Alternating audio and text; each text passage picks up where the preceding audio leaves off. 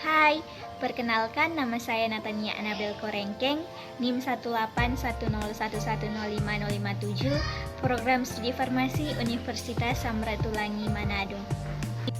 Saat ini saya akan membahas tentang efek samping obat, di mana yang akan dibahas yaitu pengertian efek samping obat, cara mengidentifikasi efek samping obat, serta pemantauan dan pelaporan efek samping obat. Efek samping obat menurut WHO didefinisikan sebagai respon terhadap suatu obat yang merugikan dan tidak diinginkan yang terjadi pada dosis yang biasanya digunakan pada manusia untuk pencegahan, diagnosis, atau terapi penyakit, atau untuk modifikasi fungsi fisiologis. Efek samping obat juga dapat didefinisikan sebagai efek yang tidak dikehendaki, yang membahayakan atau merugikan pasien akibat dari penggunaan obat.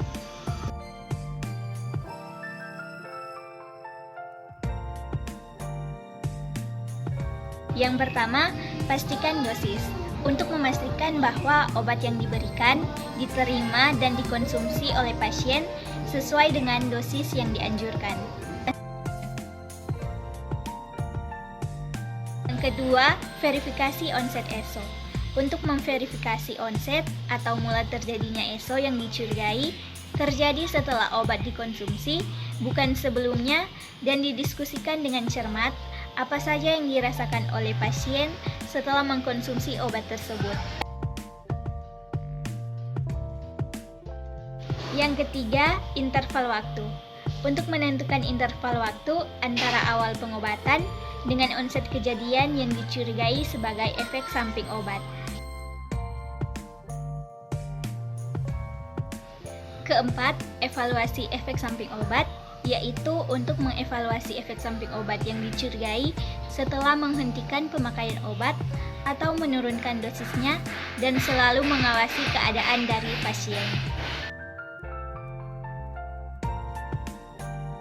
Yang kelima, analisa penyebab lain, yaitu untuk menganalisa kemungkinan penyebab lainnya yang selain obat yang mungkin dapat menimbulkan reaksi tersebut.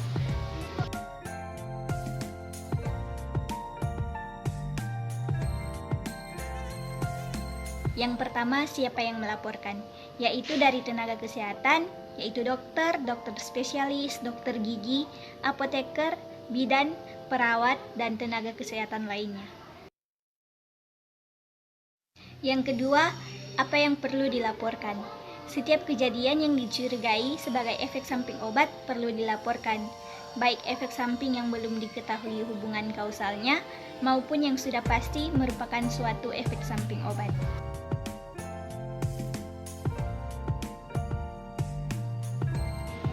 Yang ketiga, bagaimana cara melapor dan informasi apa saja yang harus dilaporkan, yaitu informasi efek samping obat yang hendak dilaporkan diisi ke dalam formulir pelaporan efek samping obat atau formulir kuning yang tersedia.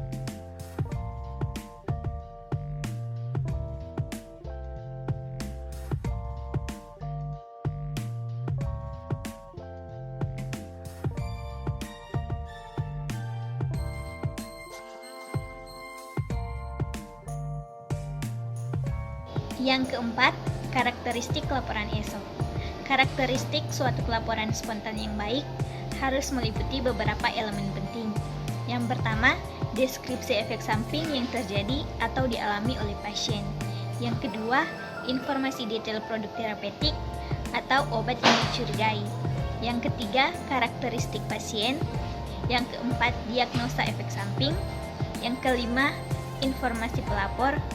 Yang keenam, terapi atau tindakan medis yang diberikan kepada pasien. Yang ketujuh, data pemeriksaan atau uji laboratorium yang relevan. Yang kedelapan, informasi di challenge atau re-challenge. Yang kesembilan, informasi lain yang relevan.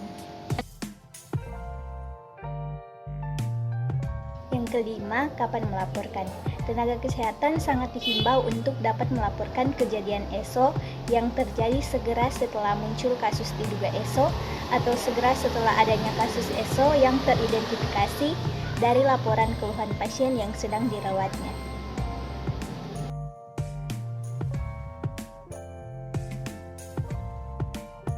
Yang keenam, analisis kausalitas. Analisis kausalitas merupakan proses evaluasi yang dilakukan untuk menentukan atau menegakkan hubungan kausal antara kejadian efek samping yang terjadi atau teramati dengan penggunaan obat oleh pasien.